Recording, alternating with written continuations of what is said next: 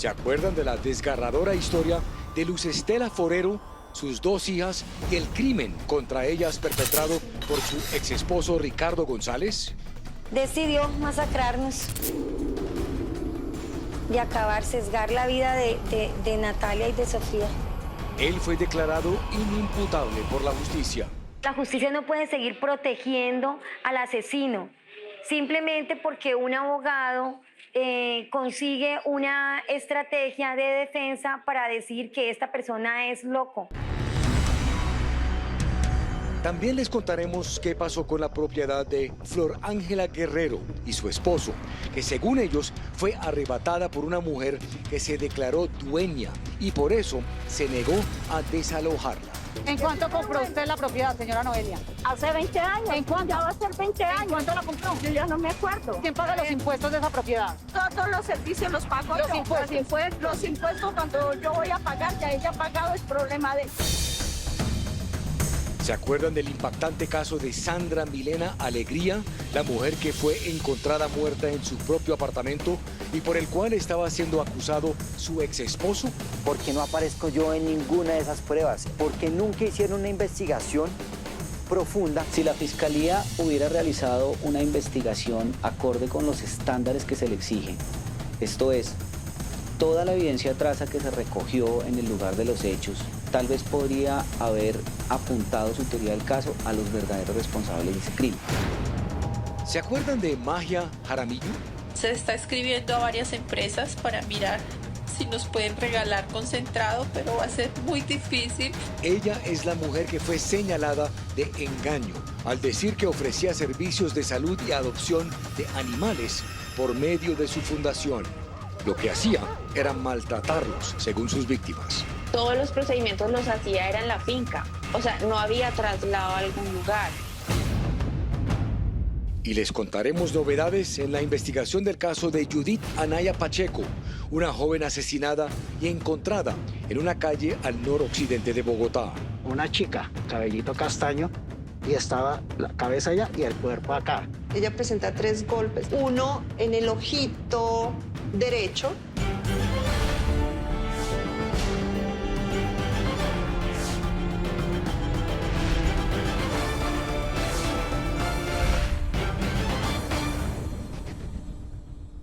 Buenas noches. Ustedes conocieron en noviembre de 2017 uno de los casos más aberrantes que se han contado en Séptimo Día. El asesinato de 2 menores de edad a manos de su propio padre. Se llama Ricardo González. Llamó la atención que él no estaba preso porque el Tribunal Superior de Manizales lo declaró inimputable. Solo le ordenó pagar 10 años en un centro psiquiátrico. Luz Estela Forero, madre de las menores asesinadas, había presentado un recurso de casación ante la Corte Suprema de Justicia para que se revisara esa decisión. 4 largos años después de la transmisión de nuestra investigación, la Corte por fin dio su veredicto. Laura Hincapié nos cuenta cuál fue. El 21 de junio de 2011, Luz Estela Forero vivió una mañana de horror en esta casa, ubicada en Puerto Salgar, Cundinamarca. Decidió masacrarnos y acabar, sesgar la vida de Natalia y de Sofía.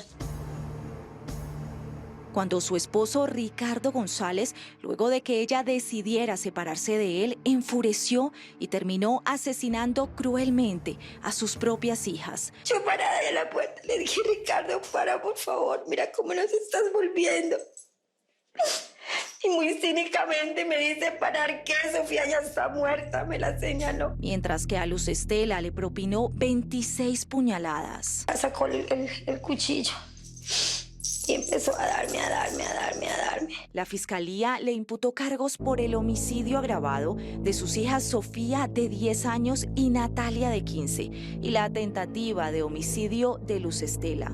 Sin embargo, los abogados de Ricardo solicitaron durante el juicio que se le declarara inimputable, alegando que él no era consciente de lo que hacía, y presentaron un examen psiquiátrico como prueba de que padecía un deterioro mental. Nunca visitó a un psicólogo, nunca visitó a un psiquiatra, no tiene historia clínica Asimismo, la Fiscalía argumentó que existían varias circunstancias que confirmaban que Ricardo habría planeado el crimen de su esposa y sus propias hijas. Mi celular lo desarma, el otro celular de Natalia estaba debajo del DVD de mi habitación. Fue capaz de planear la masacre que iba a cometer con nosotros. Ante estas evidencias, en mayo de 2015, el juez negó la inimputabilidad de Ricardo González y lo condenó a 45 años de prisión. Pero el alivio para Luz Estela duró poco. El abogado de Ricardo, César Augusto López, apeló este fallo de primera instancia ante el Tribunal Superior de Manizales. Ricardo Enrique, al momento de los hechos, padecía un trastorno mental transitorio que afectó severamente su capacidad de comprensión. El análisis de la apelación lo lideró el magistrado Antonio Toro Ruiz y las magistradas Gloria Ligia Castaño y Denise Marina Garzón, que en agosto de 2017 decidieron declarar inimputable a Ricardo González, cambiando la condena en primera instancia de 45 años de prisión a solo una medida de seguridad de no más de 10 años en un centro psiquiátrico. La justicia no puede seguir protegiendo al asesino simplemente porque un abogado consigue una estrategia de defensa para decir que esta persona es loco. Según la señora Luz Estela, usted como abogado estaría utilizando la inimputabilidad como una estrategia para que su cliente Ricardo González no vaya a la cárcel. ¿Usted qué le responde? Eso es ignorancia ya de ellos. Se presentó un episodio crítico en la vida de un hombre que venía siendo afectado por un trastorno mental gravísimo. Luego de la decisión del tribunal, Ricardo fue trasladado al Hospital Mental de Finlandia Quindío, con la posibilidad de salir si mostraba mejoría. Desconsolada, en octubre de 2017, Luz Estela acudió a la última carta legal que le quedaba y contrató al abogado Edgar Saavedra para que presentara un recurso de casación ante la Corte Suprema de Justicia, solicitando que se revisara la decisión del tribunal de declarar inimputable a Ricardo González. Este procesado es un simulador, no es loco, él no tiene trastorno mental. En noviembre de 2017, Séptimo Día emitió este caso y lo consultó con reconocidos psiquiatras que coincidieron en que Ricardo no debió ser declarado inimputable. Elementos como afilar el cuchillo, esconder el celular de sus víctimas. Una declaración que él le hace al agente captor de la Policía Nacional, donde él le dice: no quiero ir a la cárcel. Eso está indicando su reconocimiento de la ilicitud del acto. Incluso viajamos hasta Puerto Salgar, donde personas cercanas a Ricardo confirmaron que días antes de los hechos él tenía un comportamiento completamente normal. Hablando con la gente, compartiendo. Deprimido, depresiones, no. Asimismo, en el programa consultamos a expertos internacionales que confirmaron que en sus países jamás se hubiera declarado una inimputabilidad con un solo examen psiquiátrico, como ocurrió en el caso de Ricardo González. ¿Cuántos dictámenes psiquiátricos se deben presentar en Estados Unidos para que se pueda declarar a una persona inimputable? En muchos casos hay hasta 4 o 5, porque tiene psicólogo, tiene psiquiatra. En ese momento, la única esperanza de Luz Estela era la decisión de la Corte Suprema de Justicia. Y después de 4 largos años, en abril de 2021, recibió la noticia que tanto esperaba. La Corte Suprema de Justicia ordenó cumplirse con el primer requerimiento, con la primera sentencia que le habían ordenado al señor Ricardo González, que era la condena de 550 meses de prisión por el doble homicidio contra sus menores hijas y el intento de homicidio contra mí. Y anuló el fallo de segunda instancia que declaraba a Ricardo González inimputable al concluir lo siguiente. Aun cuando Ricardo Enrique González Tovar pudo haber sufrido alguna afectación emocional debido a la ruptura del vínculo marital, no se logró colegir con suficiencia el padecimiento de un trastorno mental que afectara su capacidad de comprensión o autodeterminación.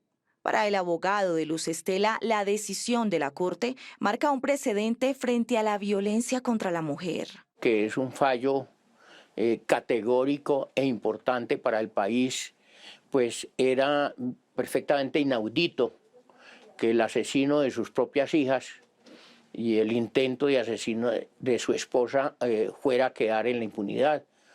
Así como lo evidenció Séptimo Día en su emisión de noviembre de 2017, la Corte concluyó que el examen psiquiátrico practicado a Ricardo carecía de fundamento. La decisión del Tribunal de Manizales estuvo fundada única y exclusivamente en el peritazgo de este psiquiatra.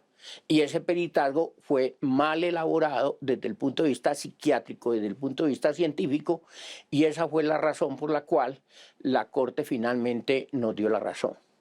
Para la Corte, Ricardo era consciente de lo que hacía cuando asesinó a sus hijas y por eso el Tribunal Superior de Manizales no debió declararlo inimputable. Y cuán doloso para mí que dentro de la tría de ese fallo existían mujeres. Y si no hay la manera como llegar a la casación, entonces, ¿qué hubiese pasado? ¿El señor queda libre en menos de 10 años? Y es que fueron 10 años los que debió esperar Luz Estela para lograr justicia en el atroz crimen de sus 2 hijas. Hijas, no fue perdida la batalla de 10 años. Logré que su papá pague por lo que hizo, por la crueldad que le hizo a ellas. Por orden de la Corte, Ricardo González fue trasladado del Hospital Mental de Finlandia Quindío a la cárcel de Calarcá. Pero para Luz Estela, ni siquiera esa sensación de justicia logra aliviar su corazón de madre. Así él esté 550, así él esté 1000 años en la cárcel, no hay nada con que se recupere el amor de mis hijas. Porque nada le devolverá la sonrisa de sus pequeñas Natalia y Sofía. Pero mis hijas no están. No están.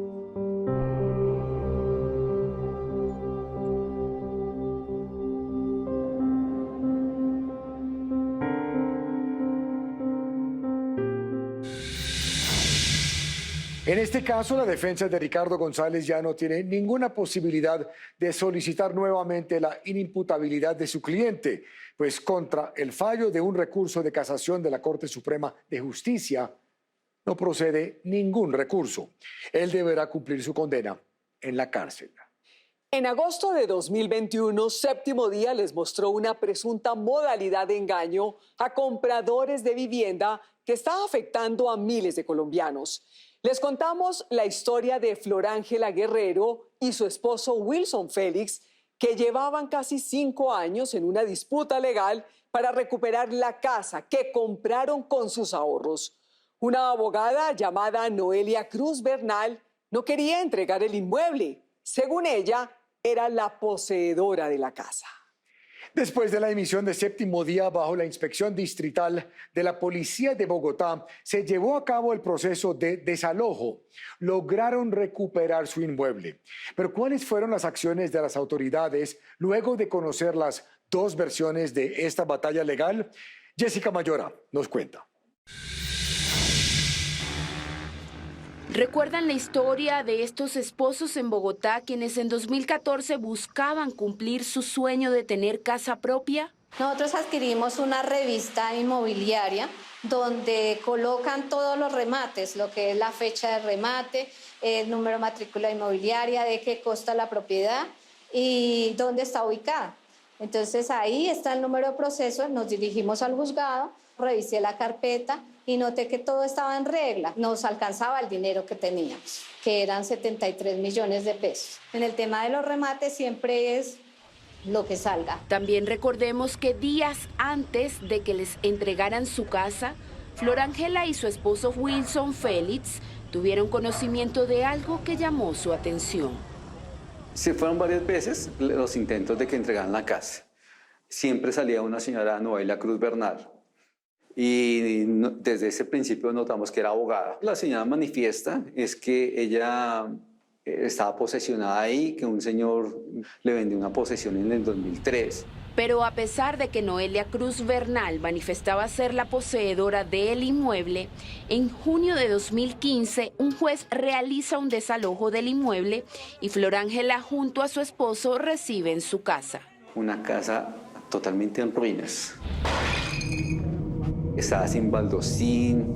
Estaba sin tejas, pues los pocos pisos que habían, que era de madera en el segundo piso, estaban totalmente destruidos. Y en ese momento Florángela y su esposo Wilson contaron en Séptimo Día que con sus propias manos arreglaron su casa después de 14 meses. Dentro de la construcción lo que más vale a veces es la mano de obra, por lo cual fue lo que yo hice. Se reacomodó toda la teja, se pintó, se estucó y la casa quedó hermosa. Recordemos con estas fotografías cómo había quedado la casa, pero un día empezó lo que ellos señalaron su calvario. El día 6 de febrero del año 2017, pues fuimos a la casa. Yo saqué mis llaves y fui a abrir la puerta. Escuché como los sonidos de unos perros, los ladridos que venían de adentro de la casa y pues yo me sorprendí. ¿Recuerdan a Noelia Cruz Bernal, la misma mujer que aseguran tuvo que ser desalojada por un juez meses atrás? Habría ingresado de nuevo a la casa adquirida por medio de un remate por Florángela Guerrero.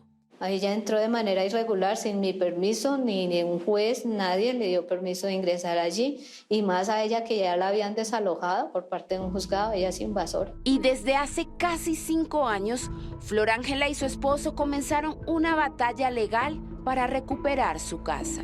Ella decía en ese entonces que llevaba 14 años en el inmueble y que por eso ella había colocado el proceso de pertenencia. Recordemos que Séptimo Día buscó a Noelia Cruz Bernal para escuchar su versión y esto fue lo que dijo. Que yo soy la poseedora desde el 2003. Claro, pero yo tengo entendido que un juez de la República fue el que remató ese inmueble y se lo vendió a la señora Flor Guerrero ante un juez de la República. ¿Quién alega? Pero fue otro juez. Me vendieron por medio de una promesa de compraventa de derechos posesorios. ¿Y usted cree que usted tiene más propiedad de ese inmueble con una promesa de compraventa que la señora Flor Guerrero con una escritura pública? Lo que pasa es que la señora Flor Guerrero no revisó el certificado de tradición y libertad. Y ella, siendo de profesión rematante, debió mirar que yo existía ahí. En ese mismo programa, Séptimo Día mostró un video en el que un juez de la República habla de dicho desalojo. Es muy extraño que después de la entrega del remate, ¿cómo es que la abogada nuevamente ingresa cuando ya se le había entregado? ¿Tiene algo que comentar? Entonces, no, su señoría. ¿En cuánto compró usted la propiedad, señora Noelia? Hace 20 años. ¿En cuánto? Ya va a ser 20 años. ¿En cuánto la compró? Yo ya no me acuerdo. ¿Quién paga los impuestos de esa propiedad? Todos los servicios los pago yo. Los impuestos cuando yo voy a pagar, ya ella ha pagado, es problema de... No. Casi mes y medio después de que en Séptimo Día se hizo la denuncia, el 14 de septiembre de 2021, el inspector 14A distrital de policía ordenó el desalojo de Noelia Cruz Bernal. Así se muestran estos videos entregados por Florángela Guerrero a Séptimo Día. Y después de casi 5 años y un desalojo que duró alrededor de 12 horas, asegura Florángela que por fin pudo entrar de nuevo a su casa. Felicidad porque pues después de llevar 4 años y medio en un proceso, valió la pena pues la espera, valió la pena pues todo ese proceso y toda esa tranquilidad de ya tener mi propiedad. Días después del desalojo, Séptimo Día hizo un recorrido en la casa de Florángela Guerrero y su esposo Wilson Félix. Aquí quedaba el contador de luz. Lo llevaron, lo retiraron, ese día estaba totalmente sin luz la casa. En la parte de acá pues el baño. O sea, en el baño destruyeron la losa. Destruyeron totalmente la losa. Al subir al segundo piso... A ver, mire, este piso no era el que yo tenía.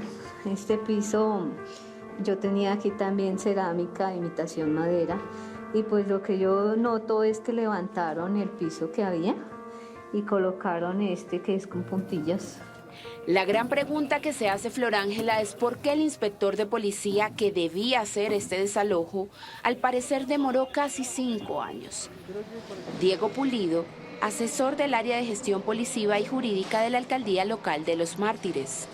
Existieron elementos jurídicos que hicieron que esto se dilatara en el tiempo más de lo que normalmente debería tardar un proceso. Ahora, ¿qué sucede con ese proceso? En este caso, la señora Flor era la poseedora y es lo que el inspector de policía regresa a su estado original, devolverle la posesión. En este oficio, la Inspección de Policía solicitó a la Sala Disciplinaria del Consejo Superior de la Judicatura que Noelia Cruz Bernal, por ser abogada y ejercer su profesión, sea investigada por haber incurrido en el comportamiento contrario a la posesión de bienes inmuebles. La verdad, yo le agradezco pues a Dios. Y segundo, obviamente agradecer al programa Séptimo Día de Caracol porque fue una gran ayuda. Si no hubiera sido por ustedes, el señor inspector me seguiría pidiendo un proceso judicial para un proceso que yo ya policivamente había culminado con todo el debido proceso durante 4 años y medio.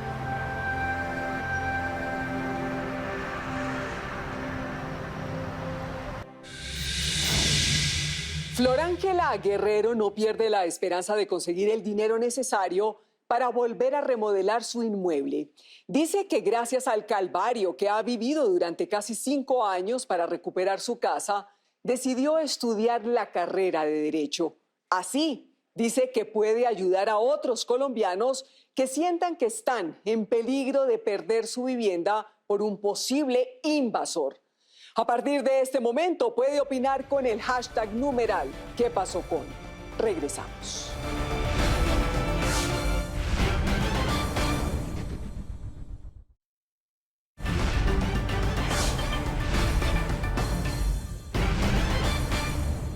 En mayo del 2021, Séptimo Día emitió un programa que evidenciaba cómo, según expertos, la Fiscalía General de la Nación perdía más del 50% de los casos que llevaba a juicio, debido a graves fallas en su investigación. Uno de los casos que presentamos fue el de Rodolfo Andrés Pérez, a quien la Fiscalía acusó de haber asesinado a su exesposa, pero solo con testimonios y sin una sola prueba técnica contra él. Hace poco, el juez emitió un fallo en este proceso. Laura Hincapié nos cuenta qué pasó. ¿Lo absolvió o lo condenó? Sandra Milena Alegría era una atractiva bogotana de 35 años. Era una hija perfecta. La preferida de su madre, Luz Marina Carvajal. Echada para adelante, trabajadora, luchadora. Para octubre de 2018, Sandra se acababa de casar con su novio Billy Ortiz. Ella era una mujer bastante hogareña, muy alegre. Pero tan solo días después de su matrimonio ocurrió una tragedia. El cuerpo de Sandra fue hallado sin vida en su apartamento, ubicado en el norte de Bogotá. Yo le dije, ¿qué le pasó a mi hija? Dios, Sandra está muerta, dijo. Su esposo Billy también había recibido heridas graves que lo mantuvieron durante 5 días en coma. Pero cuando despertó, le contó a las autoridades que la persona que los había atacado era Rodolfo Andrés Pérez, ex esposo de Sandra y padre de su hijo. Y él se me abalanza por la espalda. La primera puñalada la recibo en la parte derecha, en la parte de atrás. Cuando yo caigo en el piso, yo veo a Sandra muerta. La fiscalía le dio total credibilidad a este testimonio y le imputó a Rodolfo Pérez el delito de feminicidio por el asesinato de su expareja Sandra Alegría y tentativa de homicidio por el ataque a su esposo Billy Ortiz. ¿Usted mató a su exesposa? Claro que no. Primero, yo no estaba ese día allí. Yo estaba en un partido de fútbol lejano al lugar de los hechos. Rodolfo insistió en que era inocente, pero en diciembre de 2019 inició el juicio en su contra. Rodolfo Andrés Pérez Rodríguez debe ser condenado como autor responsable de los punibles de feminicidio agravado. Las pruebas que presentó la fiscal Alejandra Castaño fueron el testimonio de Billy Ortiz, declaraciones de familiares que aseguraban que Sandra y Rodolfo tenían una mala relación por problemas de celos y de dinero, y estos videos de las cámaras de seguridad del conjunto donde ocurrieron los hechos, en los que se observa a un hombre sospechoso ingresar a la torre donde vivía Sandra y horas después se le ve salir. Para la fiscalía, esta persona era Rodolfo Pérez. En el video se ve la estatura de él, se ve su contextura física, se ve el caminado, los ademanes que él tenía. Sin embargo, el abogado de Rodolfo, Carlos Augusto Ramírez, presentó otras pruebas que desmentían que Sandra y su exesposo tenían una mala relación, así como estos videos que ubicaban a Rodolfo el día de los hechos en otro lugar, algo que confirmaron 5 testigos. Se encontraba en el barrio Prado Pinzón, más exactamente en el parque de ese barrio. Hasta mayo de 2021, cuando Séptimo Día emitió este caso, se esperaba el fallo del juez. Sin embargo, la Fiscalía no había presentado en el juicio ninguna prueba técnica contra Rodolfo, a pesar de que en la escena del crimen se hallaron huellas, ADN y hasta un arma blanca. ¿Por qué no aparezco yo en ninguna de esas pruebas? ¿Por qué nunca hicieron una investigación profunda? En el programa pusimos en evidencia las presuntas fallas de la Fiscalía en esta investigación. Francisco José Bernate fue uno de los abogados que analizó el caso. Creo que puede haber una duda y por eso creo que podría haber un fallo absolutorio, porque la duda siempre juega a favor del procesado. Y efectivamente, el 4 de agosto de 2021, 3 meses después de la emisión de Séptimo Día, el juzgado 40 penal del circuito de conocimiento de Bogotá absolvió a Rodolfo Pérez por los delitos de feminicidio agravado y tentativa de homicidio. Que la teoría del caso planteado por la agencia fiscal no se encuentra demostrada en este aspecto, por cuanto no se pudo desvirtuar la presunción de inocencia que cobija al procesado Rodolfo Andrés Pérez Rodríguez dentro de la presente actuación. La juez enfatizó en la falta de pruebas de la Fiscalía, como lo evidenció Séptimo Día en mayo del año pasado. Se advierte la grave falencia de la Fiscalía en la investigación realizada dentro del caso, pues no se solicitó ni aportaron elementos de prueba químicos, tecnológicos, periciales que sirvieran de corroboración a la declaración de su único testigo directo de los hechos. Si la Fiscalía hubiera realizado una investigación acorde con los estándares que se le exigen, esto es, toda la evidencia traza que se recogió en el lugar de los hechos, tal vez podría haber apuntado su teoría del caso a los verdaderos responsables de ese crimen. Según el abogado de Rodolfo, el error del ente acusador, como lo manifestó la misma juez, fue basar toda su acusación en el testimonio del esposo de Sandra, Billy Ortiz, y testigo único de los hechos, pues había inconsistencias en su versión, además de que él mismo presentaba antecedentes por violencia intrafamiliar. La juez ordenó compulsar copias a la Fiscalía General de la Nación para que se investigue la posible responsabilidad penal que pueda llegar a tener Billy Hernán Ortiz por cuenta de las declaraciones y del testimonio que rindió en juicio oral, que eventualmente él podría estar incurso en un delito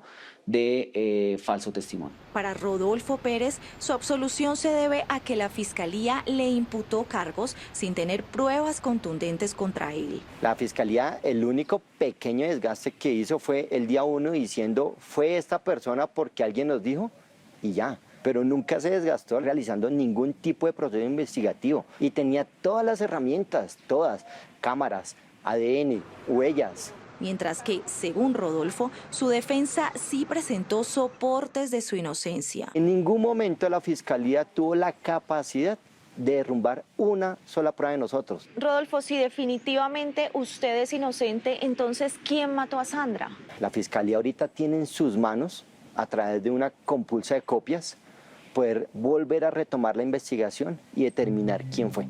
No saber hoy quién es el asesino de Sandra y no haberlo llevado a la cárcel es la consecuencia más grave, según el abogado Bernate, de la deficiente investigación de la Fiscalía en este caso. La consecuencia, desafortunadamente, es un mensaje de impunidad. Es alguien, no sabemos quién, que se salió con la suya.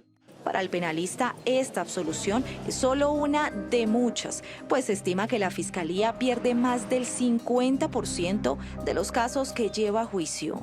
Ya hoy en día se sabe que la Fiscalía primero imputa y después investiga, que primero captura y después pregunta por qué, cuando la lógica es toda la contraria. Mientras tanto, esta madre debe seguir soportando el dolor de la impunidad. ¿Por qué la Fiscalía se durmió? ¿Dónde están las pruebas? ¿Dónde están esas pruebas? Y la impotencia de saber que el asesino de su hija no está pagando por su crimen. Usted se imagina el sufrimiento de mi hijita en ese momento. Y yo sin saber quién me le hizo eso.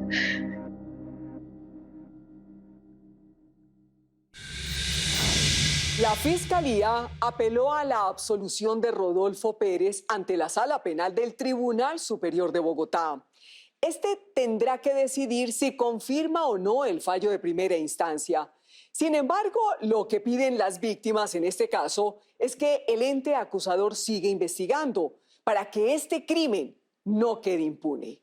En noviembre del 2020 les mostramos el caso de Magia Jaramillo, la representante legal de una supuesta fundación que, al parecer, se dedicaba al rescate, protección y adopción de perros de raza, ubicada en zona rural de Ubaté, Cundinamarca. Para mediados de 2019, había sido denunciada por varias personas ante la Fiscalía por maltrato animal. Esas denuncias, reveladas en Séptimo Día, ayudaron a que el grupo Gelma de esa entidad realizara una investigación y Magia Jaramillo fuera llevada a audiencia donde le imputaron el delito de maltrato animal. El 29 de noviembre de 2020, Séptimo Día emitió una investigación sobre las diferentes formas de engaño y maltrato animal que se presentan en Colombia, especialmente con perros. Uno de los casos presentados fue el de Magia Jaramillo, la representante legal de una fundación que ella denominaba Bulldogs al Rescate y que aparentemente se dedicaba a rescatar perros de esta raza para recuperarlos y darlos en adopción. O al menos, eso hacía creer a la gente en una página de Facebook. Se está escribiendo a varias empresas para mirar si nos pueden regalar concentrado, pero va a ser muy difícil. En esa emisión, Séptimo Día presentó las historias de Fiona y Aurelio, dos perritos bulldog que para 2019, al parecer, habían sido rescatados de un criadero por esta fundación y buscaban un adoptante. Maribel Ramírez y Jennifer Bastidas se habían interesado en los animales. Lo primero es pagar esterilización, 385.000 pesos. Dígame si yo la puedo llevar al veterinario, a mi veterinario, y la hago operar. Que no, que ni riesgos, que eso no se podía. Me di cuenta que no tenía una patica. Entonces yo le dije a ella que yo quería a ese perro y que yo iba a hacer el proceso de adopción. Según Maribel y Jennifer, después de enviar el dinero para las esterilizaciones y traslados, Magia Jaramillo no llevó a los animales donde un veterinario. Cuando ella llegó acá a Medellín me dijo, a las 8 de la mañana recogen a Fiona. Y yo le dije, Magia, no, dígame dónde la llevo, que yo quiero ir a llevar a mi perra donde la van a operar. Que no, que ni por el berraco. Todos los procedimientos los hacía era en la finca. O sea, no había traslado a algún lugar. Por eso, días después de los procedimientos hechos al parecer de manera rudimentaria, ambos perros murieron y las dos mujeres instauraron denuncias ante la Fiscalía.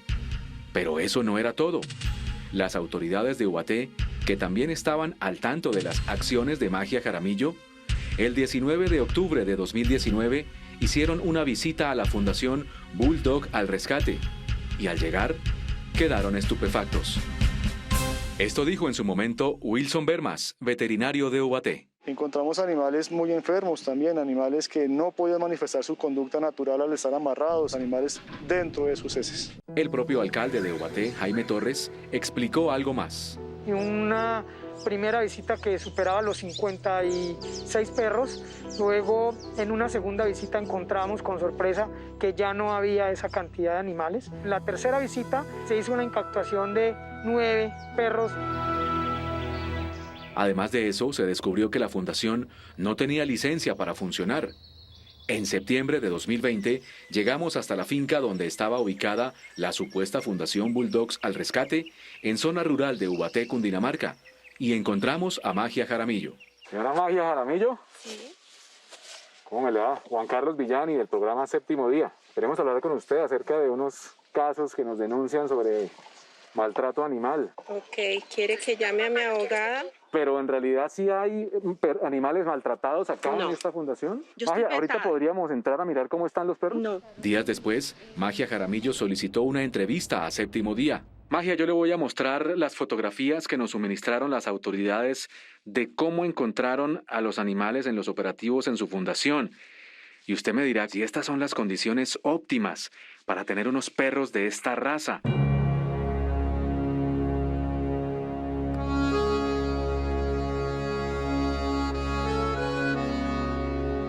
Es que acabamos de llegar y acababa de llover. Por eso. ¿Pero usted cree que en esas condiciones uno podría arrancar a tener unos animales?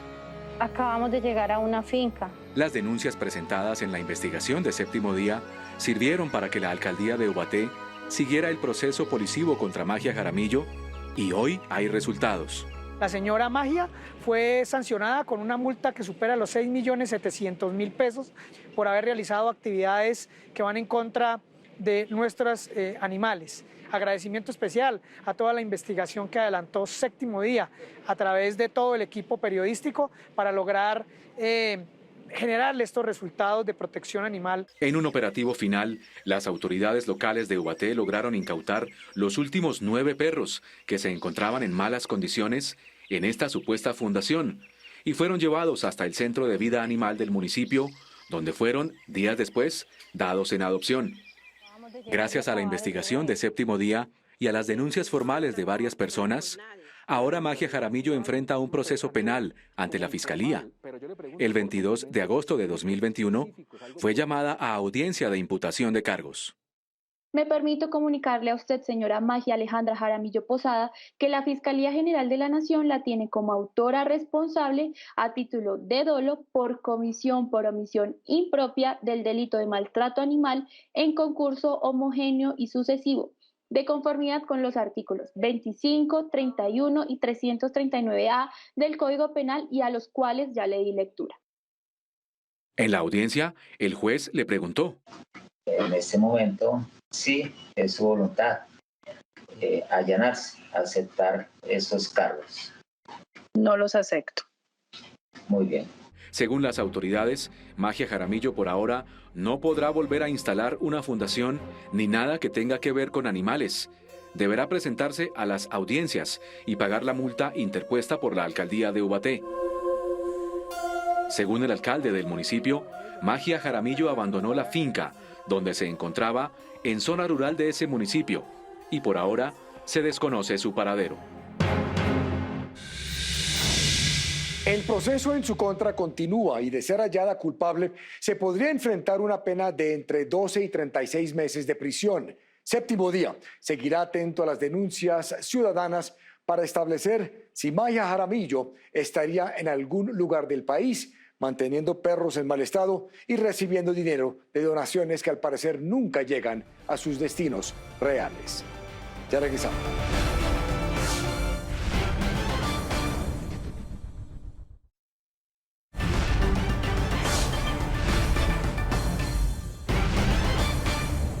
El 24 de octubre del año pasado, Diego Guauque les presentó una historia de suspenso y crimen titulada El misterio de la muerte de Judith. Fue sobre el enigmático homicidio de la hermana de un exfiscal tras salir de fiesta en la zona rosa de Bogotá. Después de una juiciosa investigación hecha por una firma de investigadores y peritos privados, se lograron descifrar 2 preguntas que atormentan a la familia de Judith. ¿Quién y por qué la asesinaron? Las respuestas a esos interrogantes estaban muy alejadas a las sospechas que investigadores y familiares imaginaron en un comienzo. Esto es lo que pasó después de nuestra investigación. El 15 de noviembre de 2020 le informaron a la exfiscal Yajaira Cáceres Pacheco del asesinato de Judith, su hermana menor.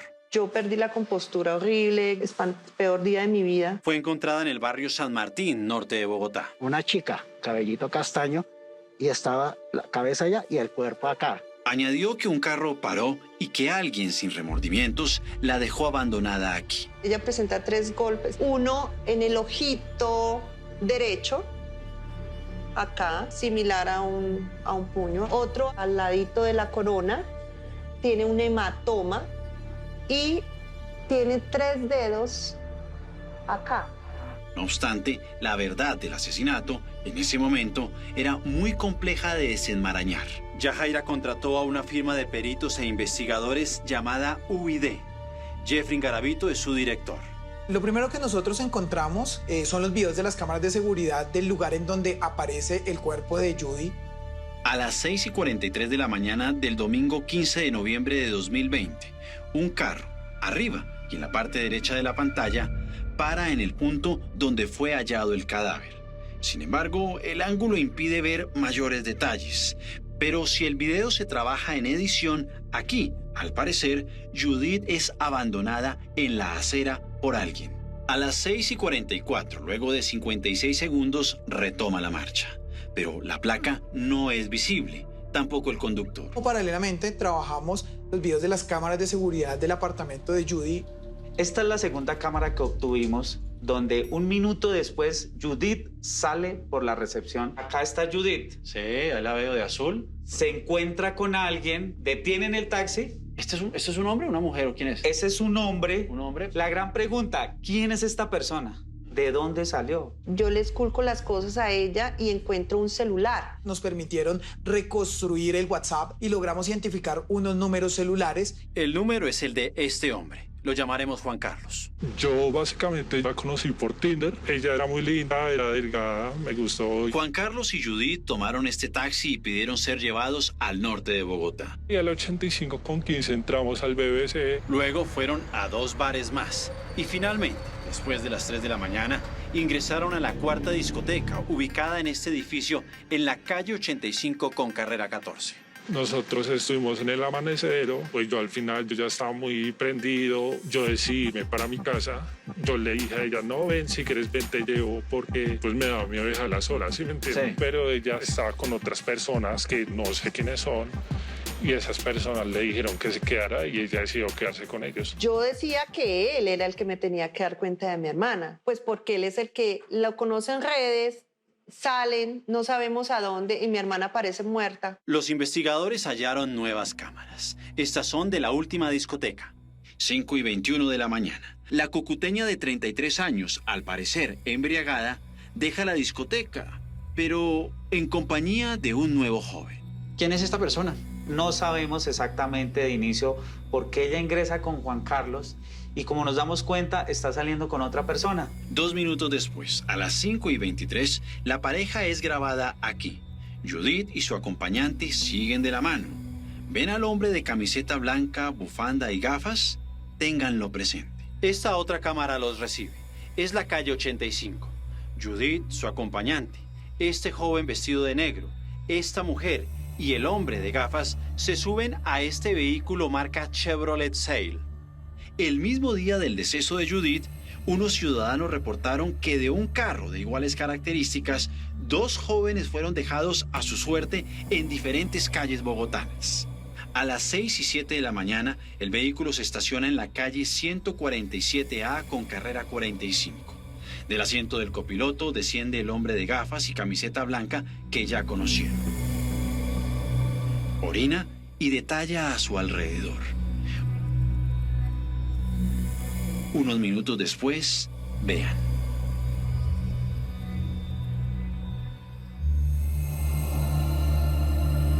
En otro lugar del norte de Bogotá, carrera 51 con calle 129, la policía encuentra a un nuevo muchacho. También fue bajado del mismo carro. ¡Hey, amigo, levántese! El doctor Aníbal Navarro Escobar es médico forense con 15 años de experiencia. Fue contratado por los familiares de Judith. Es un medicamento que se utiliza en medicina para la epilepsia, ¿ya? Y en este caso se utiliza con fines delincuenciales de someter a una persona. Esa misma sustancia se la suministraron a los 2 jóvenes abandonados. Sin embargo, a diferencia de Judith, sobrevivieron. La fiscalía ya tenía conocimiento de una banda que se dedicaba a drogar y secuestrar personas en la zona rosa, porque hace unos meses 4 estadounidenses denunciaron que fueron víctimas de esos mismos delitos. El 24 de diciembre de 2020, la fiscalía capturó en Bogotá a alias Harry Potter, a Kenny Uribe y a Himer Darley Aguirre Muñoz, según las autoridades, el dueño de este carro. ¿Qué ha pasado con esta historia? El 22 de octubre del año pasado se realizó una importante audiencia virtual con los 3 capturados. Buenas tardes, señor juez. Mi nombre es Jefferson Arango Castellanos. Buenas tardes para todos. Mi nombre es Kenny Juliet Uribe Chilán. Buenas tardes, señor juez. Mi nombre es Natalia Aguirre Muñoz. La audiencia tuvo un propósito claro: dejar en firme un preacuerdo entre la Fiscalía y los acusados. Por un lado, 2 de ellos aceptaron su responsabilidad en estos delitos que especifica el fiscal.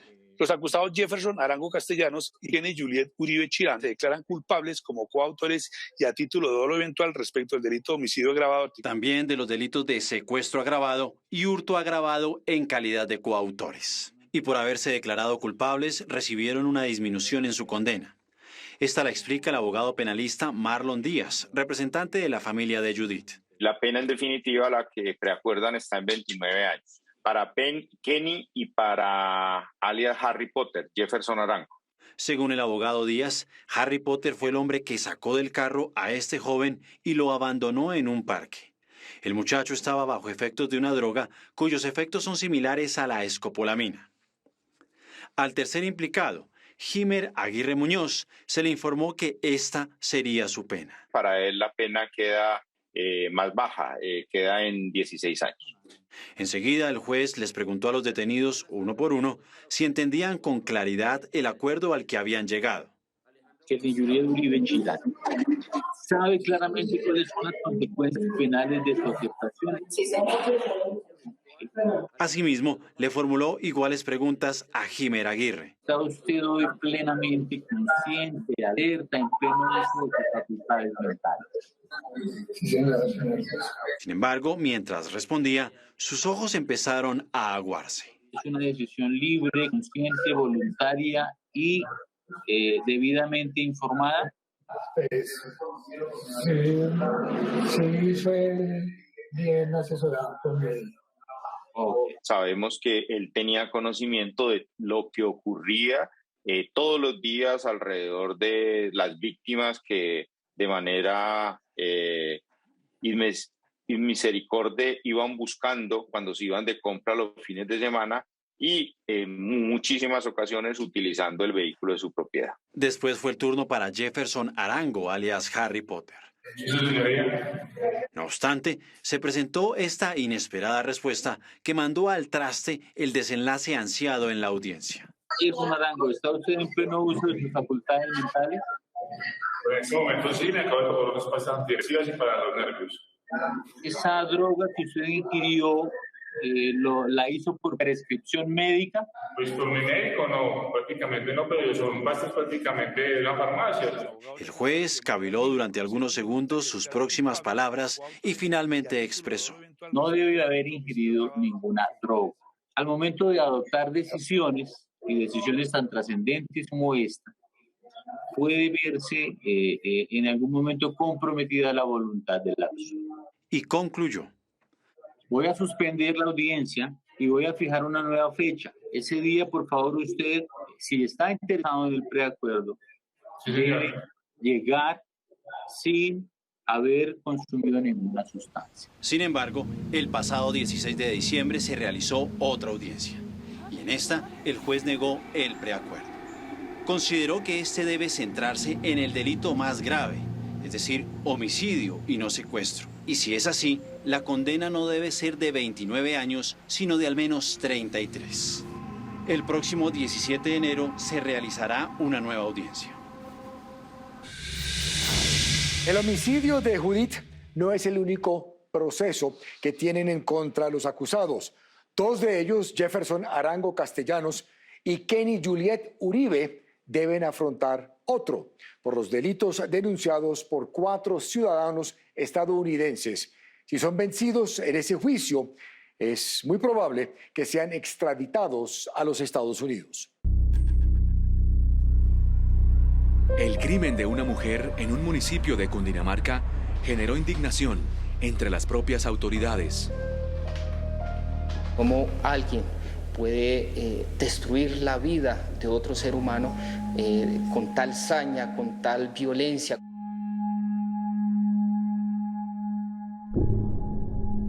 Pocos días después, un hombre fue capturado y enviado a la cárcel, señalado del crimen, pero... Muchas veces la misma policía sale a divulgar en medios de comunicación resultados. No, ya tenemos la persona, ya sabemos que está plenamente identificada, pero resulta que no es así.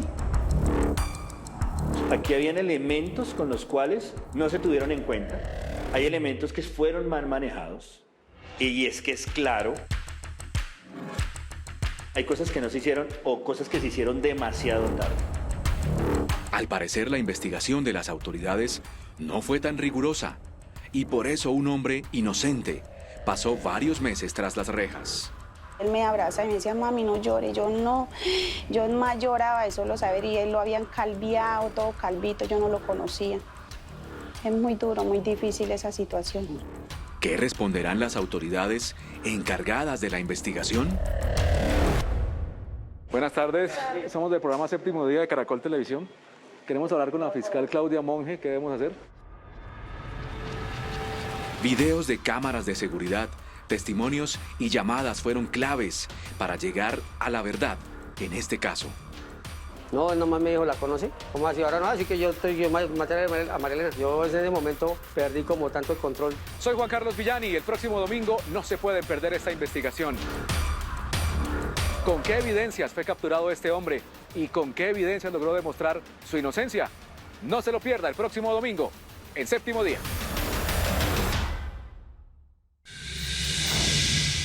Si tiene una historia que contar o una denuncia que hacer, escríbanos en la dirección que aparece en pantalla. Si quiere revivir el capítulo completo, lo puede hacer a través de www.septimodia.co o en nuestro canal de YouTube, Séptimo Día Caracol. Gracias por acompañarnos. Nos vemos aquí el próximo domingo con un nuevo capítulo de Séptimo Día. Hasta entonces.